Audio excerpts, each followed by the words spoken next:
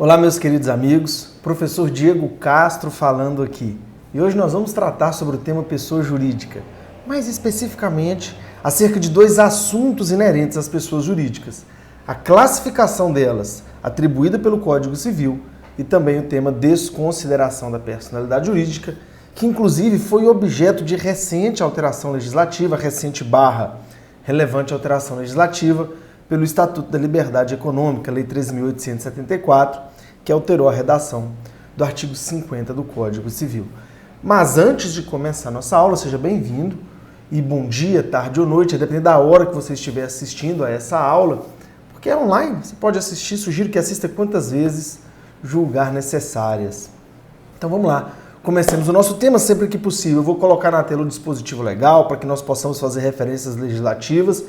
E eu vou colocar também um documento de Word para que a gente possa construir um caderno da aula de hoje. Beleza, pessoal? Então vamos lá, começando o tema da aula de hoje, classificação das pessoas jurídicas. E logo de antemão já vou jogar na tela um caderninho da nossa aula de hoje para que nós possamos acompanhar. Inclusive tiro a minha cara aqui da tela, mas eu posso colocar também porque eu resolvi colocar, vou ficar aqui junto com vocês. Não deu muito certo, mas há de dar certo isso. Vamos lá. Depois eu faço. Classificação das pessoas jurídicas. Mudei de ideia. Rapaziada, o Código Civil ele classifica as pessoas jurídicas em pessoas jurídicas de direito público e pessoas jurídicas de direito privado.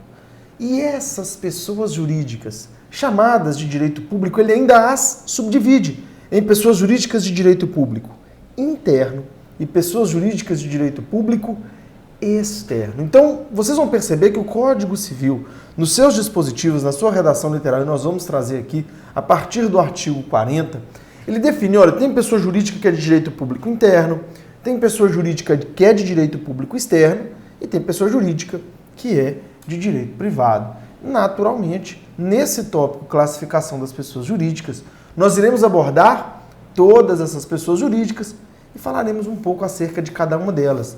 Então venham comigo, vamos colocar isso no nosso caderno para que fique bem organizado.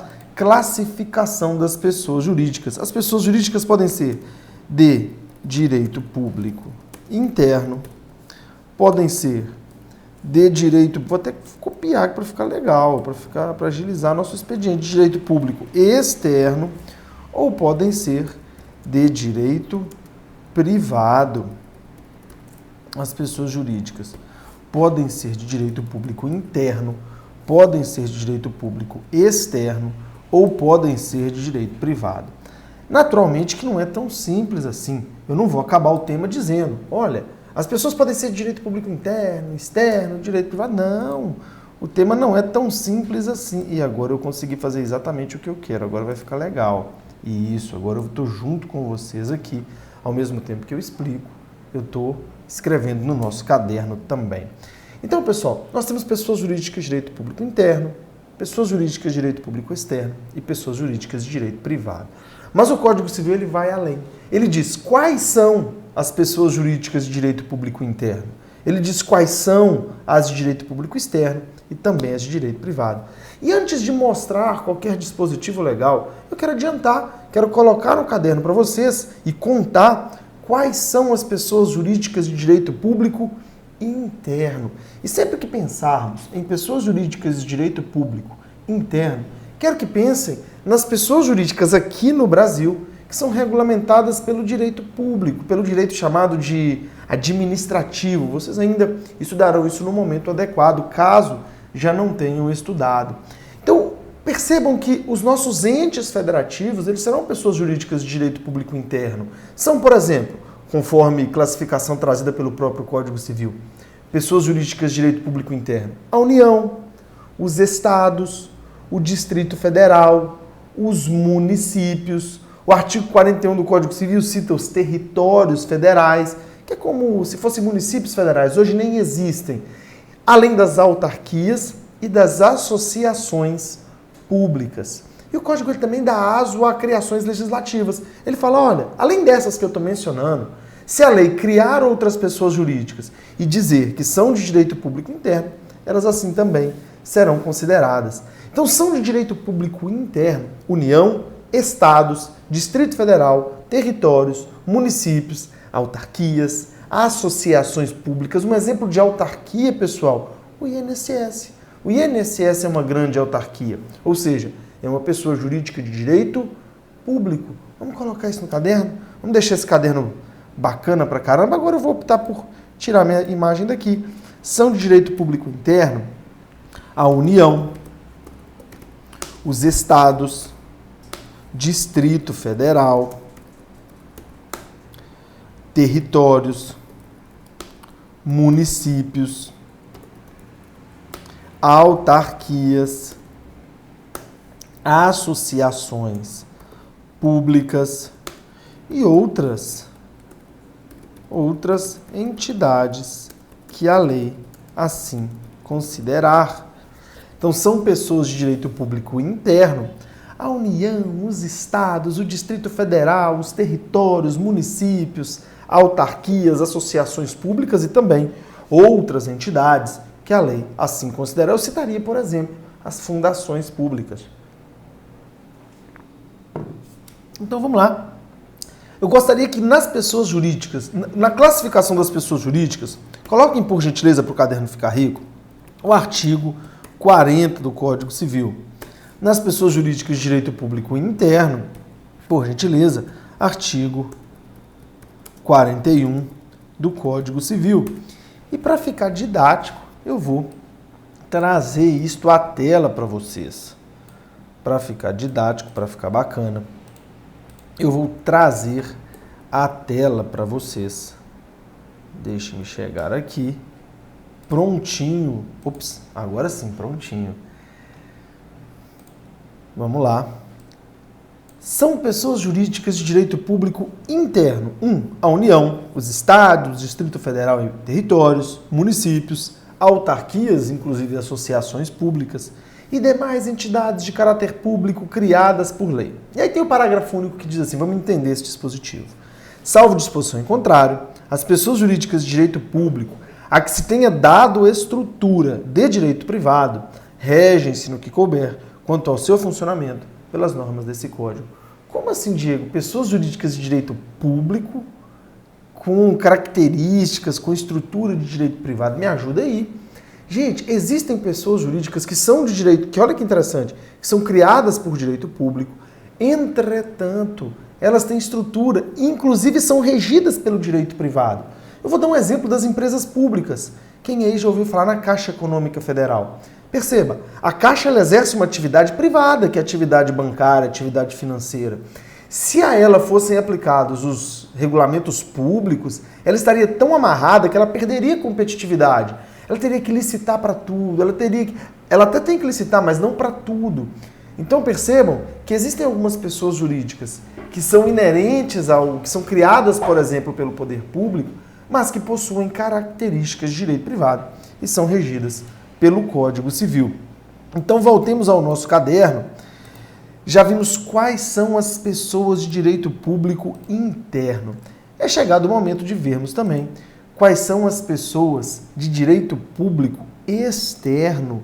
Quais são, afinal de contas, as pessoas de direito público externo? E vou me trazer para a tela novamente. Pessoal, direito público interno, aquelas que são regulamentadas pelo direito público brasileiro. As de direito público externo são os estados estrangeiros e as pessoas jurídicas regidas pelo direito público externo, pelo direito internacional. Vejam comigo que interessante. E aí eu trago para vocês a redação do artigo 42 do Código, para que nós possamos compreender quais são essas pessoas jurídicas de direito público externo. Aí, ponto. São pessoas jurídicas de direito público externo, os estados estrangeiros, Estados Unidos, Itália, Espanha, Portugal, Argentina, qual os outros países são pessoas jurídicas de direito público externo e também são pessoas jurídicas de direito público externo as pessoas que forem regidas pelo direito internacional público. Vocês vão pensar naquelas pessoas transnacionais. Pensem na ONU, na Organização Mundial de Saúde, que está em voga agora em razão da pandemia. São pessoas jurídicas, a Santa Sé, que são regidas, que não pertencem a um país só e que são regidas pelo direito internacional público. Então vamos colocar isso no nosso caderno. Vamos voltar lá para o nosso caderno. Vamos ver quais são as pessoas jurídicas de direito público externo. Antes de tudo, o artigo 42 do Código Civil.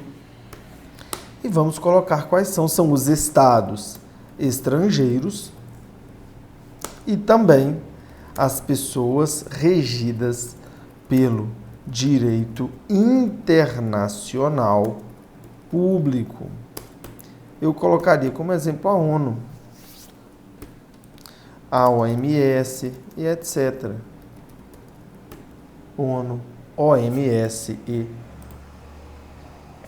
etc. Então nós já estamos construindo o nosso caderno de direito público externo, ONU, OMS, etc. E aqui, galera, eu faço uma pequena observação, inclusive volto à tela aqui, no seguinte sentido. Percebam, são diversas as pessoas jurídicas de direito público, seja de direito público interno ou seja de direito público externo. É natural que nós não estudemos cada uma delas aqui no direito civil, porque o direito civil ele trata do setor privado, ele regulamenta as relações mantidas entre particulares. Por isso não adianta eu ficar aqui falando da União, do Distrito Federal, dos municípios e etc. Vocês terão disciplinas próprias para o estudo disso, em especial o direito constitucional e o direito administrativo.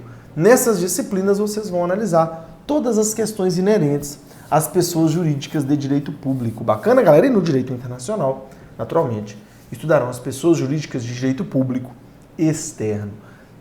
Tá bom, professor, mas você já me disse, já nos contou quais são as pessoas jurídicas de direito público interno, direito público externo. Mas quais são, afinal de contas, as pessoas jurídicas de direito privado, aquelas que nos interessam? E, pessoal, são diversas as pessoas jurídicas de direito privado. Eu posso citar como exemplos aqui, na verdade, a gente vai colocar isso no caderno, as sociedades, as associações, as fundações, as organizações religiosas, pasmem, os partidos políticos. E tem uma pessoa jurídica de direito privado também que tem um nome diferente, chama-se EIRELI, que é Empresa Individual de Responsabilidade Limitada. Então, percebam que são diversas as pessoas jurídicas de direito privado. Naturalmente, a gente vai falar um pouco acerca de cada uma delas, mas de antemão, sugiro que coloquemos isso no caderno. E é o que nós faremos a partir de agora. Vou deixá-los mais à vontade. Então, vamos lá. São pessoas jurídicas de direito privado, as sociedades, as associações, as fundações,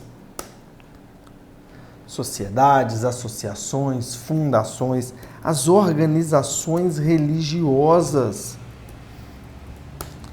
os partidos políticos,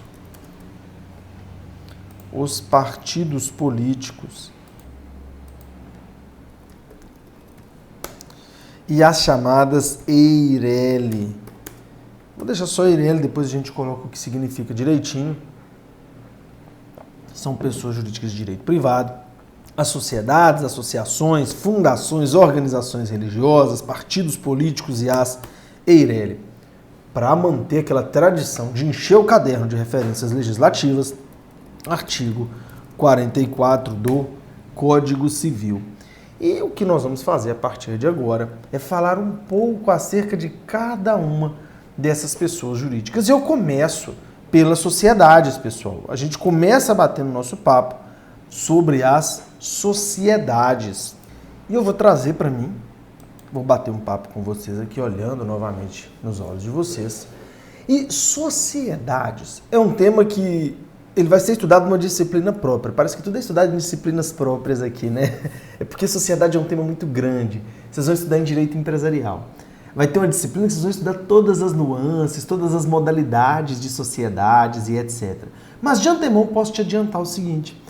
Tanto que você vai perceber que aqui na parte geral do código não vai ter abordagem da sociedade. Ela somente é mencionada como uma das pessoas jurídicas de direito privado. Mas nós vamos, obviamente, conceituar. Sempre que ouvir a palavra sociedade, eu quero que você pense em pessoas que se reuniram para exercer uma atividade buscando lucro.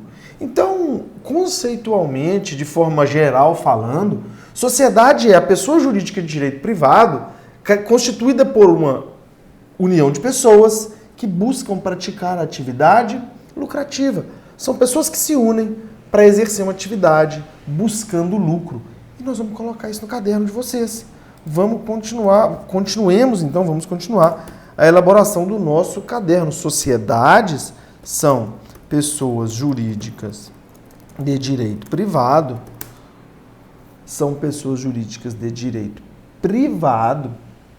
constituídas pela união de pessoas para a prática de atividade que vise o lucro, que visa o lucro. Para a prática da atividade que objetiva o lucro. Então, sociedades são pessoas jurídicas de direito privado constituídas pela união de pessoas para a prática de atividade lucrativa. Eu quero fazer algumas observações simplórias acerca da sociedade. A primeira observação acerca da sociedade é que o ato constitutivo dela é um contrato social. É constituída, seu ato constitutivo é o contrato social. Seu ato constitutivo é o contrato social.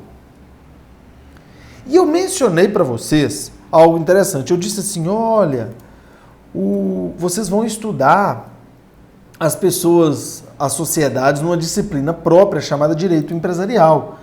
E essa abordagem legislativa das sociedades começa no artigo 981. Eu quero colocar isso no caderno de vocês.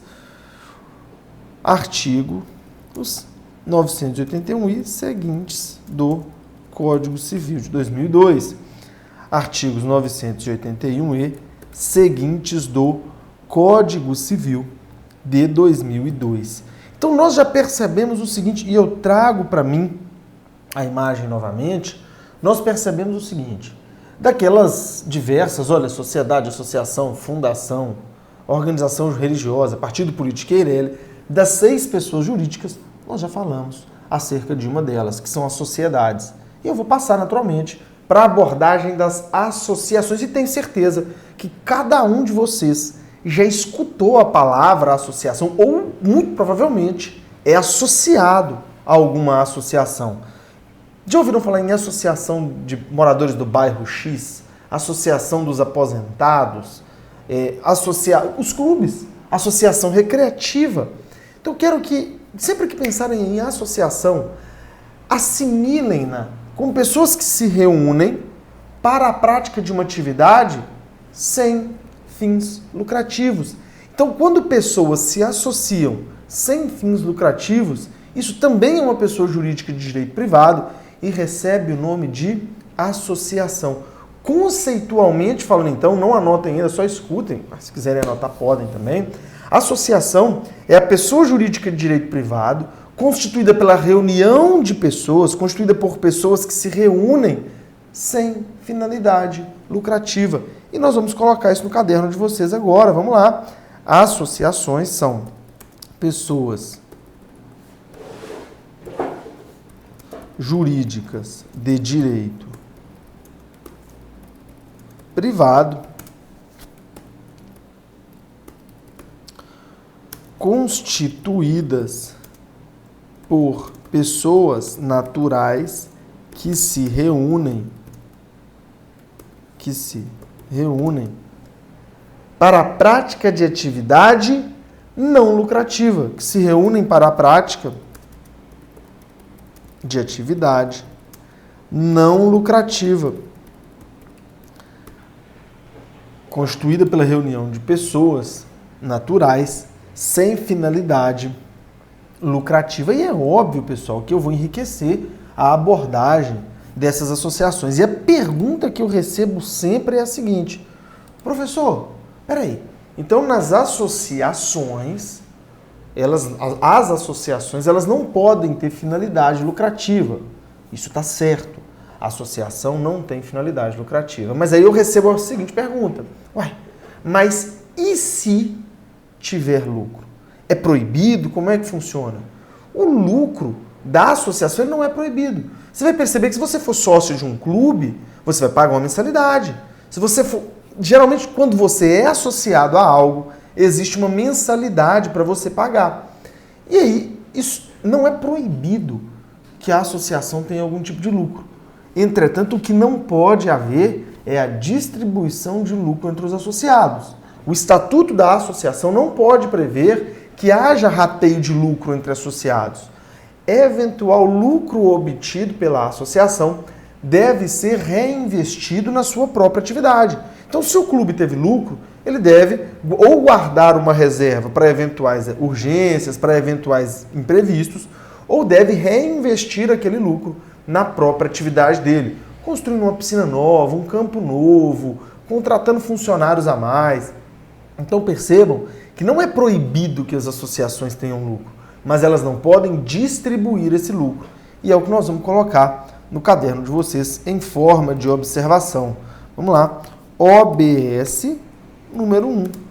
Não é proibido, não há proibição. Não há proibição de lucros pelas associações.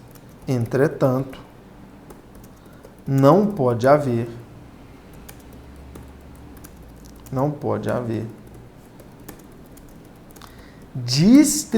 a distribuição dele entre os associados. Entretanto, não pode haver a distribuição dele entre os associados, devendo eventual lucro ser reinvestido na própria associação. Devendo eventual lucro ser reinvestido na própria associação. Outra observação que eu julgo interessante colocarmos acerca das associações, pessoal, é o fato de que, olha que interessante, são vários associados. E pode acontecer de um associado praticar algo que vai ocasionar a expulsão dele, a exclusão dele do quadro de associados. E para que o sujeito seja excluído, a associação não pode simplesmente dizer o seguinte, vou te excluir daqui. Não. Para haver a exclusão de um associado, primeiro deve haver justa causa. E segundo, deve decorrer de um procedimento que assegure a ampla defesa desse associado, que ele tente se explicar. Então a nossa observação é no sentido de que pode haver exclusão de associado? Pode. Mas essa exclusão ela deve ser precedida por um procedimento. Ele deve ter a oportunidade de apresentar defesa. Vamos fazer nossa segunda observação acerca das associações. Vamos lá. OBS 2. O associado somente poderá ser excluído do quadro da associação quando houver justa causa, após procedimento que garanta a ampla defesa e o contraditório. Após procedimento que garanta a ampla defesa e o contraditório. E eu, sem delongas, ciente de que essa é uma aula online, de que você pode pausar e voltar, eu já passo para a nossa observação número 3. Vocês vão perceber, eu quero sempre que, enquanto falamos de um determinado instituto, eu quero sempre que vocês tenham em mente esse instituto. Por exemplo, nós estamos falando de associação, lembra de como você se porta no clube, de como você se porta na associação de bairros.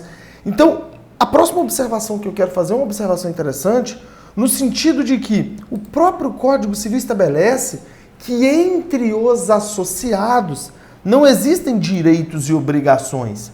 Perceba, você deve, por exemplo, no clube, respeitar o estatuto do clube, não depredar o clube, respeitar as normas do clube, mas não existe um direito ou obrigação específico em relação aos demais associados. Por exemplo, um associado não tem que pagar algo para o outro, não tem que prestar um serviço para o outro, porque as relações entre associados dentro da associação, elas devem ser igualitárias. Então, não existem direitos e obrigações entre eles. Vamos colocar a observação número 3, tirar-me-ei da tela. Ops, tirei foi o Word, tirei errado, agora eu tirei certinho. OBS 3, OBS de número 3, não há entre os associados direitos e obrigações.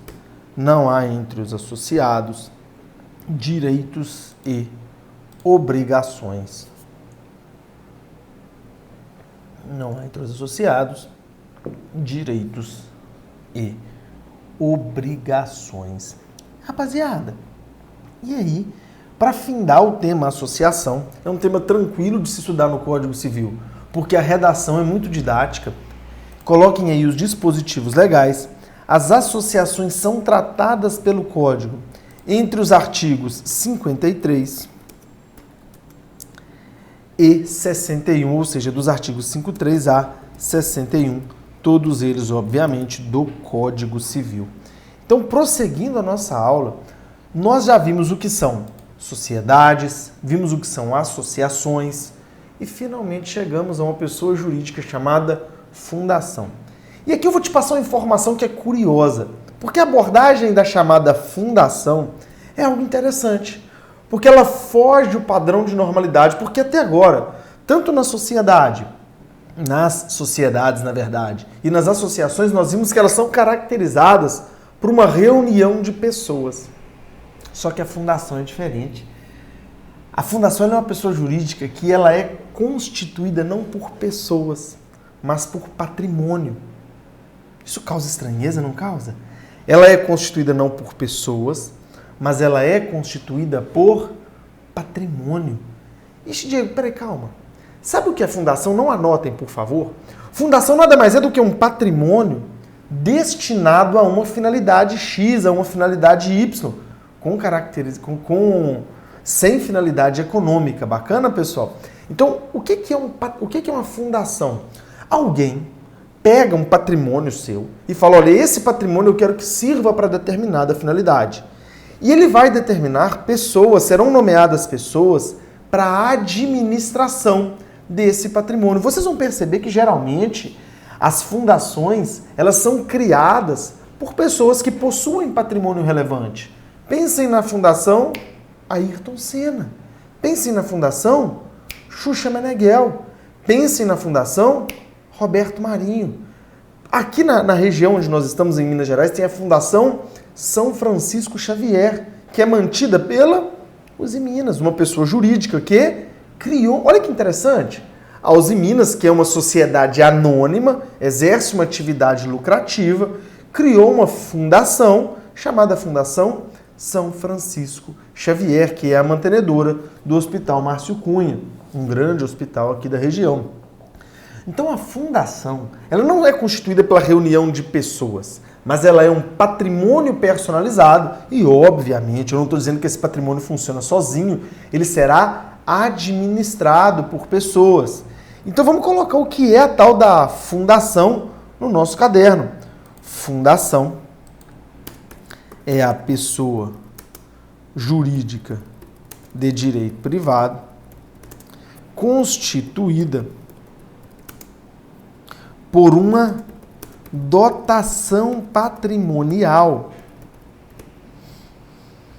É a pessoa jurídica de direito privado constituída por uma dotação patrimonial destinada a uma finalidade sem fins lucrativos. Destinada a uma finalidade sem fins lucrativos. Ô Diego, mas quais são, afinal de contas, as atividades que podem ser praticadas pela fundação? vocês vão perceber que o próprio... É engraçado, porque o próprio Código Civil não mencionava quais eram as atividades que poderiam ser praticadas pela Fundação. Hoje o Código Civil ele traz expressamente, a partir de uma reforma promovida em 2015, quais são as atividades que podem ser objeto da associação. Eu vou trazer na tela para vocês vão perceber que são geralmente finalidades altruístas, são científicas, culturais, religiosas. Vou colocar na tela para vocês e nós vamos ler em conjunto as finalidades inerentes às associações, às fundações, me perdoem. Vou tirar o Word da tela, vou me diminuir e nós veremos. Vamos lá. Para criar uma fundação, o seu instituidor fará por escritura pública ou testamento... Opa! Informação muitíssimo importante. A fundação, para ela ser criada, deve haver destinação patrimonial por escritura pública ou testamento. Eu posso dizer o seguinte no meu testamento. Ei, o meu patrimônio quando eu morrer, parte dele, claro, porque eu não, por ter herdeiros necessários, eu não posso dispor de todo o meu patrimônio. Ponto. O que são herdeiros necessários? São descendentes, ascendentes, cônjuge ou companheiro. Bacana, pessoal? Prossigamos. Eu posso colocar no testamento que metade do meu patrimônio vai ser destinado ao auxílio às crianças que estão em situação de rua, vai ser destinado a determinada religião e etc. A manter determinadas atividades religiosas, vai ser para criar uma pessoa jurídica, para auxiliar a ciência, para estudos científicos. Então vamos lá. O seu instituidor fará, por escritura pública ou testamento, dotação especial de bens livres. Eu disse que a fundação ela é constituída por patrimônio. Então, será realizada uma dotação de bens, especificando o fim a que se destina e declarando, se quiser, a maneira de administrá-la. E aí, o parágrafo único traz as atividades que podem ser exercidas pela fundação. Então, vamos lá. A fundação somente poderá constituir-se para fins de assistência social, cultural, defesa e conservação do patrimônio histórico e artístico, educação, saúde. Aqui ficou o inciso 5, ele ficou atravessado, mas eu vou consertar isso aqui agora. Acho que deu certo, hein, galera? Eu acho que deu. Que você deixa. Segurança alimentar e nutricional, defesa, preservação e conservação do meio ambiente e promoção do desenvolvimento sustentável, pesquisa científica, desenvolvimento de tecnologias alternativas, modernização do sistema de gestão, sistemas de gestão, produção e divulgação de informações e conhecimentos técnicos e científicos, promoção da ética, cidadania, da democracia e dos direitos humanos e atividades religiosas. Então, em linhas gerais, a fundação ela pode ser constituída para finalidades quase sempre que altruístas, não econômicas.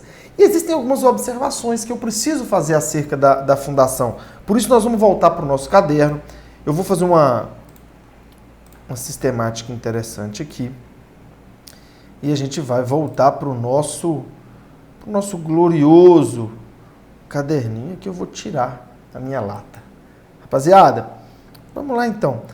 Primeira observação das fundações, e aqui eu falo OBS 1, que todo mundo deve estar pensando, ô Diego, mas e se a fundação tiver lucro? Quem é de Patinhas sabe que a Fundação São Francisco Xavier, naturalmente, ela tem alguns lucros, porque cobram-se mensalidades na escola São Francisco Xavier, quem tem plano de saúde da fundação paga mensalidade, que não é barata, e aí vem aquela mesma observação, a fundação pode ter lucro? A fundação pode ter lucro, mas o lucro deve ser reinvestido nela. O lucro ele não pode ser redistribuído como distribuição de lucros e dividendos para os seus administradores, porque não tem sócio, a fundação ela não tem sócio. Então, primeira observação, eu vou inclusive copiar e colar, porque ela é igualzinha. Não há proibição de lucro pelas fundações.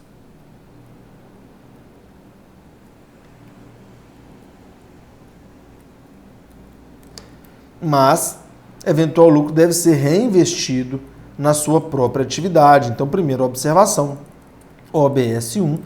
Naturalmente, pessoal, não vou ficar me delongando demais, porque é simples, eu só trocar a palavra pelas fundações.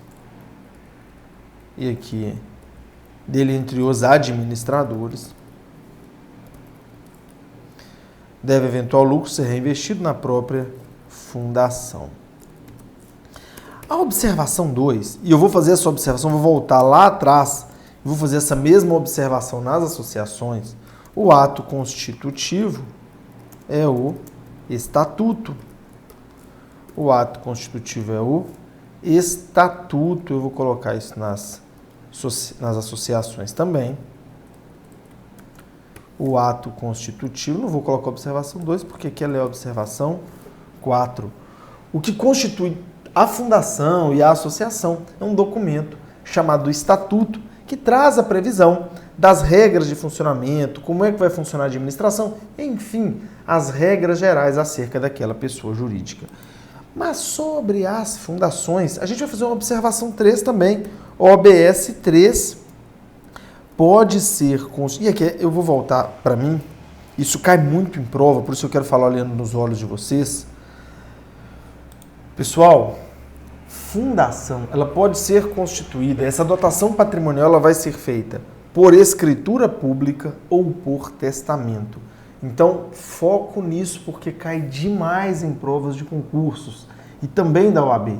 A fundação, para ser constituída, ela é constituída por uma dotação patrimonial. É alguém destinando parte do seu patrimônio desimpedido, para o exercício de uma determinada atividade. E esse patrimônio ele pode ser destinado, ele pode ser designado por instrumento público. Eu, vivo, se quiser constituir uma fundação, eu tenho que instituí-la destinando uma dotação patrimonial e isso vai ser feito por escritura pública. E aí, uma vez feita essa dotação, é elaborado o estatuto da fundação. E se eu quiser fazer por testamento, eu também posso. Então, a nossa OBS 3, ela é a seguinte, vamos colocar no caderninho, pode ser a dotação patrimonial, pode ser realizada por escritura pública ou testamento. A dotação patrimonial pode ser realizada por escritura pública ou por testamento. Pode ser realizada por escritura pública ou por testamento. Mas cumpre-nos também, pessoal, continuar trabalhando as fundações, fazermos mais observações. E a fundação, vou me trazer para a tela novamente. Estou muito pequenininho aqui, mas é assim que vai ficar mesmo. Vou aumentar um pouquinho. Pessoal, quando nós falamos em fundações, vocês podem perceber que vai ter um interesse público envolvido. Tem patrimônio, exercício de uma atividade altruísta e etc, etc. E o estatuto, isso aqui é importante porque cai muito em prova. Eu disse que há uma dotação patrimonial, depois existe a elaboração de um estatuto, não disse? Então, criar uma fundação não é algo simplório. E esse estatuto ele precisa ser aprovado pelo Ministério Público. Perceba, e vai ser, vamos lá, dotação patrimonial, estatuto que cria a fundação. Esse estatuto, para que ela comece a existir, ele deve ser aprovado pelo Ministério Público. Mas a pergunta é, qual Ministério Público? Vai ser o Ministério Público de cada estado. Se é uma fundação situada em Minas Gerais, Ministério Público do Estado de Minas Gerais. Se é em São Paulo, Rio de Janeiro, Espírito Santo, o de cada estado, respectivamente. E se for situado no Distrito Federal, Ministério Público do Distrito Federal e territórios. E é a informação que nós colocaremos aqui no caderno para vocês. Vamos lá, OBS 4. A aprovação do Estatuto da Fundação caberá ao Ministério Público do Estado, né? Do Estado, onde ela for situada. Caberá ao Ministério Público do Estado onde ela for situada. E façam menção aqui ao artigo 66 do Código Civil. Façam menção ao artigo 66 do Código Civil. E quando nós falamos em fundação, eu já quero de antemão dizer os dispositivos legais. Artigos 66 a 69 do Código. Vamos colocar aí. Artigos 62A 69 do Código Civil, artigos 62 a 69 do Código Civil. Artigo 62 a 69 do Código Civil. E pessoal, para prosseguir a nossa caminhada, sem delongarmos demais, eu vou trazer para você aqui, e nós vamos falar agora sobre as próximas pessoas jurídicas. Na verdade, vocês vão perceber que as organizações religiosas e os partidos políticos nem sequer há muito o que se falar, porque as organizações religiosas, elas são identificadas pela doutrina como uma modalidade de associação. Uma igreja, por exemplo, ela é uma associação, é uma reunião de pessoas voltadas para fins não lucrativos, para cultuar forças sobrenaturais. Então, aplicam-se tanto às associações religiosas quanto aos partidos políticos as mesmas noções inerentes às associações. Claro, cada uma com suas peculiaridades. Os partidos políticos, por exemplo, deverão respeitar a legislação eleitoral. Então, vamos colocar algumas informações acerca das organizações religiosas. Não vamos nos delongar aqui, porque não é o que é relevante para a aula de hoje. Vamos lá. Organizações religiosas. Eu estou na tela, porém vou me tirar da tela. Organizações religiosas são pessoas jurídicas de direito privado constituídas pela reunião de pessoas com a finalidade de cultuar forças sobrenaturais. Constituídas pela reunião de pessoas com a finalidade de cultuar forças sobrenaturais. Eu vou até frisar algo aqui, são pessoas jurídicas de direito privado de natureza associativa ou com natureza de associação. Muitos doutrinadores, inclusive, nem entendem bem por que o Código optou por elencar as organizações religiosas, porque claramente elas têm natureza jurídica de associação, constituídas pela reunião de pessoas com a finalidade de cultuar forças sobrenaturais. Deixe-me colocar algo aqui, fundações, vou grifar nossas organizações religiosas e, por fim não, ainda faltam as EIRELI, os nossos partidos políticos. Rapaziada, partido político são as pessoas jurídicas de direito privado, não vou delongar-me muito, porque nem inclusive isso é tema do direito eleitoral, tem matéria própria para isso. São pessoas jurídicas de direito privado constituídas pela reunião de pessoas naturais com a finalidade, reunião de pessoas naturais com a finalidade de conquistar o poder para a consecução de um programa.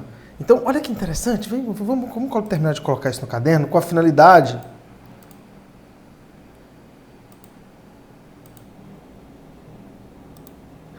de conquistar o poder para a consecução de um programa de governo.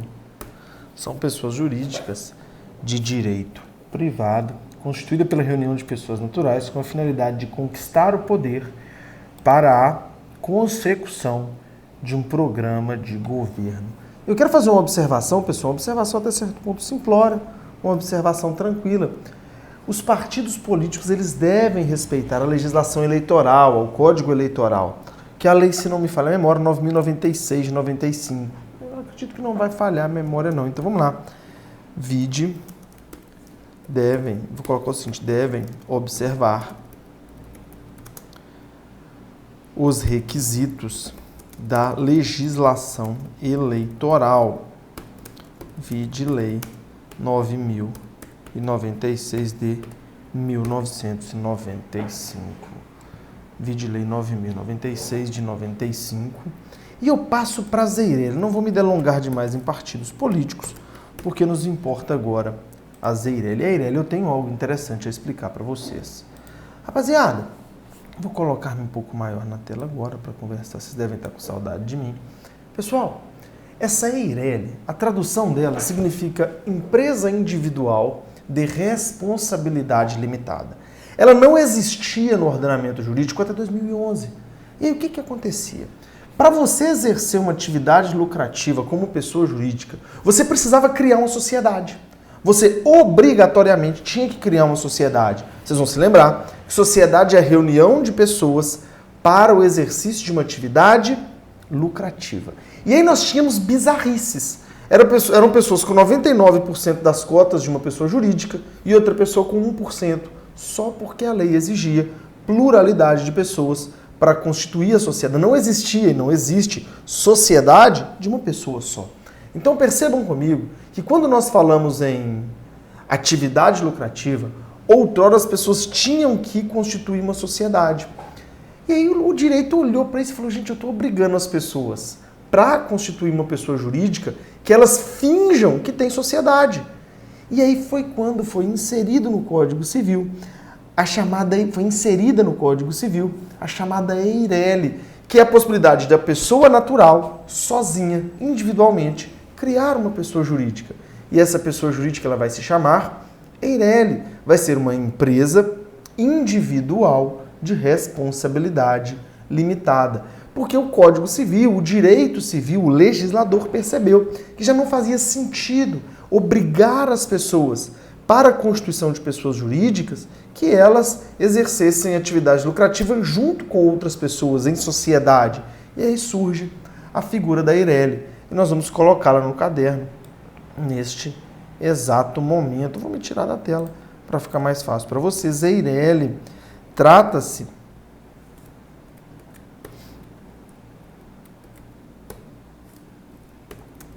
da empresa individual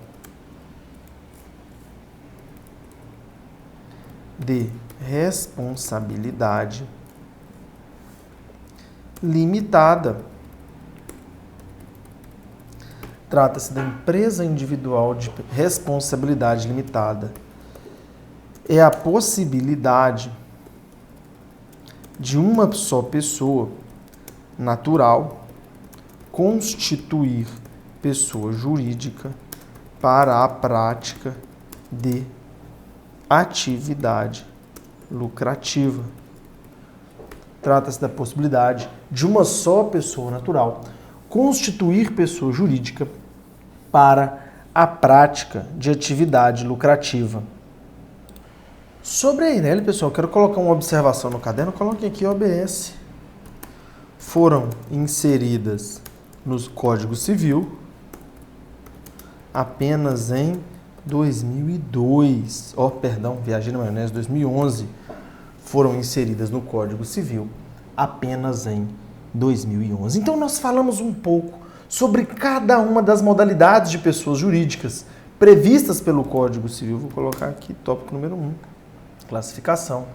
Tópico número 2, desconsideração da personalidade jurídica. Agora eu falo de um tema de grande relevância. Desconsideração da personalidade jurídica. Gente, vou trazer para mim, vou sair aqui do Word, para que nós possamos falar da desconsideração da personalidade jurídica. O seu tio vai ficar aqui agora. Rapaziada, desconsideração da personalidade jurídica. Venham comigo. O ser humano, ele tem o ímpeto, infelizmente, de tentar burlar a lei. O ser humano ele tem o ímpeto de usar as benesses que a lei lhe atribui para prejudicar outras pessoas. Vocês vão se lembrar que dentro das pessoas jurídicas existe uma característica chamada autonomia patrimonial. Significa dizer que a pessoa jurídica tem o patrimônio dela e o sócio ou associado tem o seu próprio patrimônio. Até na EIRELI funciona assim. Por mais que a EIRELI seja constituída por somente uma pessoa, a pessoa natural tem seu patrimônio e ela integraliza, vai ter um patrimônio que é próprio da pessoa jurídica e que vai responder pelas obrigações da pessoa jurídica. O que as pessoas começaram a fazer, pessoal? Olha que loucura. E vocês vão ver que isso acontece mesmo na realidade. O sujeito Vai dar uma picadinha porque eu fui buscar um pouquinho mais de água. Rapaziada, o sujeito, ele sabedor da autonomia patrimonial, o que começa a fazer? Ele contrai dívidas para a pessoa jurídica, pega o patrimônio da pessoa jurídica e coloca o nome dele, pessoa natural. Quando os credores da pessoa jurídica forem procurar o patrimônio na pessoa jurídica, não vão encontrar, porque vai estar no patrimônio do sócio ou do associado. O que determinadas pessoas fazem então? Elas abusam dessa personalidade jurídica, seja praticando atos ilícitos, seja escondendo patrimônio no seu patrimônio pessoal, seja misturando em confusão patrimonial. Vocês já devem ter visto pessoa que tem uma empresa, mas vai para balada no carro da empresa, vai jantar com a família no carro da empresa, o carro da empresa fica guardado na garagem de casa. É a chamada confusão patrimonial. Você não sabe o que é da pessoa natural e o que é da pessoa jurídica. Então o direito percebeu que muita gente se utilizava da autonomia patrimonial, se utilizava da pessoa jurídica para prejudicar os outros. Contraía uma dívida enorme na pessoa jurídica e colocava o patrimônio em seu nome. E aí os credores não encontrariam nada no patrimônio da pessoa jurídica. O direito precisava encontrar uma forma de superar essa ilegalidade, esse abuso da personalidade jurídica da pessoa jurídica. É quando surge o tema, é quando surge o instrumento chamado desconsideração da personalidade jurídica. O direito civil, ele autoriza o credor a, comprovando que houve abuso da personalidade jurídica, desconsiderar a personalidade jurídica da pessoa jurídica para alcançar os bens do sócio. Olha que interessante. Você afasta aquela autonomia patrimonial e vai lá nos bens do sócio e busca quando você conseguir provar que houve abuso da personalidade jurídica. E esse abuso ele é caracterizado pelo desvio de finalidade ou pela confusão patrimonial. Isso acontece diariamente em processos judiciais. Percebam comigo, você entra com uma determinada ação contra uma empresa que parece grande. Você ganha a ação, isso acontece em escritório, pessoal. Você ganha a ação, quando vai procurar dinheiro na conta da pessoa jurídica, não tem nada. Quando vai procurar carro em nome da pessoa jurídica, não tem nada. Quando vai procurar imóvel em nome da pessoa jurídica, nada encontra. Mas você vai procurar esses bens em nome dos sócios, estão lá. Por uma análise inicial, você não poderia alcançar aquilo, porque existe uma diferença patrimonial. Pessoa jurídica é patrimônio dela, sócio é patrimônio dele. Mas se você comprovar que existe ali confusão patrimonial, que o sócio está fazendo aquilo para prejudicar os credores dele, você vai conseguir retirar aquela proteção e alcançar os bens do sócio. Isso é a desconsideração da personalidade jurídica. É um instrumento para evitar o abuso da personalidade jurídica das pessoas jurídicas. E, naturalmente, eu vou colocar isso no caderno com vocês para que vocês tenham isso de forma legal no caderno. Vou tirar minha latioca daqui e nós vamos falar sobre a desconsideração. Trata-se de instrumento para evitar o abuso da personalidade jurídica. Da personalidade jurídica da pessoa jurídica pelo seu sócio ou associado. Trata-se de instrumento para evitar o abuso da personalidade jurídica da pessoa jurídica pelo seu sócio ou associado, que permite o afastamento temporário da autonomia patrimonial, que permite o afastamento temporário da autonomia patrimonial eu vou ter que repetir pessoa jurídica, infelizmente, da pessoa jurídica, para que sejam alcançados bens dos sócios ou associados, que permite o afastamento temporário da autonomia patrimonial da pessoa jurídica, para que sejam alcançados bens dos sócios ou associados. Então eu volto para mim, eu preciso explicar isso quase que, eu diria que a exaustão é algo importante. Gente, afasta temporária. Eu vou fazer isso num processo essa semana. Olha que interessante. Ganhamos uma ação contra uma grande empresa, mas não tem patrimônio. Eu vou pedir, opa, afasta isso, porque por trás tem dinheiro. Por trás tem dinheiro. E houve aqui abuso dessa personalidade jurídica, caracterizado pela confusão. E aí você tem que demonstrar a confusão patrimonial, tem que demonstrar que aquilo foi utilizado de forma indevida, que houve desvio de finalidade. E é isso que nós vamos colocar na nossa observação número 1, acerca da desconsideração da personalidade jurídica. OBS número 1. OBS 1. O abuso da personalidade jurídica é caracterizado pela confusão patrimonial ou pelo desvio de finalidade. É caracterizado pela confusão patrimonial ou pelo desvio de finalidade.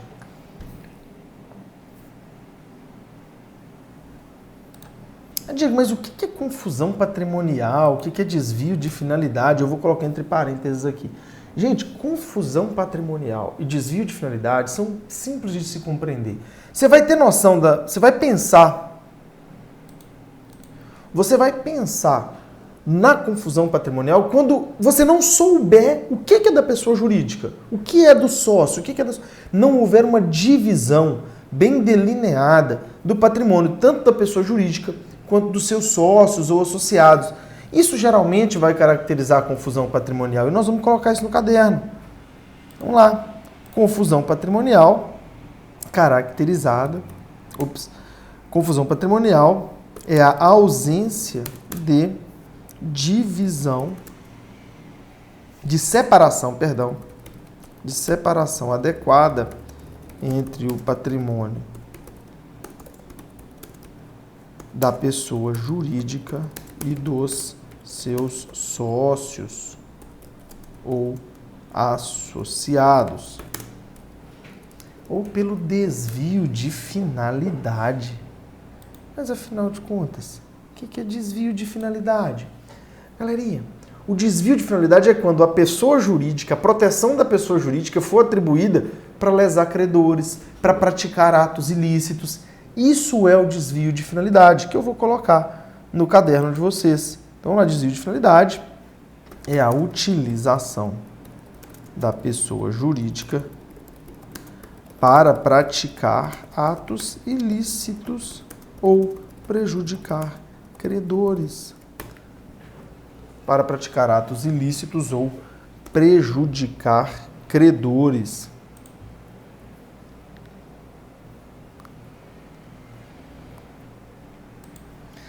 E só um ponto interessante, olha que legal, para vocês perceberem como o nosso Código Civil ele é modificado com o tempo, a lei está sempre evoluindo. Até o ano passado, o Código ele simplesmente dizia o seguinte: abuso da personalidade jurídica caracterizado pela confusão patrimonial ou desvio de finalidade. Os conceitos de confusão patrimonial e desvio de finalidade ficavam por conta da doutrina da jurisprudência. Mas no final do ano veio o Estatuto da Liberdade Econômica, Lei 13.874, e esse estatuto determinou a alteração do artigo 50 do Código Civil, inserindo expressamente o conceito de desvio de finalidade e de confusão patrimonial. Está lá nos parágrafos 1º e 2º. Isso é objeto da nossa segunda observação, que colocaremos no caderno OBS 2. A Lei 13.874/19, Estatuto da Liberdade Econômica, alterou a redação do artigo 50 do Código Civil de 2002, inserindo nos seus parágrafos 1º e 2º os conceitos de confusão patrimonial e desvio de finalidade. Observação massa pra caramba. Se vocês procurarem no Código Civil, vocês vão perceber que está escrito lá nos artigos, no parágrafo 1º, no parágrafo 4º. Redação dada pela Lei 3.874, 2019, etc. E OBS 3, eu tenho que enriquecer o caderno de vocês e eu vou deixar esse caderno brilhando para você que está acompanhando a aula. Muito obrigado pela presença. Agradeço a presença de cada um de vocês. E essa observação 3 ela é interessante, pessoal. Porque, olha, eu disse que o sujeito ele pode se aproveitar da pessoa jurídica para contrair dívidas em nome da pessoa jurídica e esconder o patrimônio dela no seu patrimônio. Não foi o que eu disse? Entretanto, isso pode acontecer de forma inversa. A pessoa natural pode se aproveitar da pessoa jurídica para esconder bens na pessoa jurídica. Imagine o sujeito que contrai um monte de dívida. E aí, você vai procurar patrimônio dele, não tem nada. Mas ele tem uma empresa. E essa empresa tem um monte de bens. Por quê? Ele usa a empresa para esconder o seu patrimônio. Nesse caso, o direito civil desenvolveu a tese da desconsideração inversa da personalidade jurídica. É quando você pode atingir bens da pessoa jurídica para o cumprimento de obrigações do sócio ou do associado. Chama-se desconsideração inversa da personalidade jurídica. E a gente vai colocar isso no caderno. Vamos lá, OBS 3 pode acontecer também a desconsideração inversa da personalidade jurídica, quando haverá o afastamento temporário,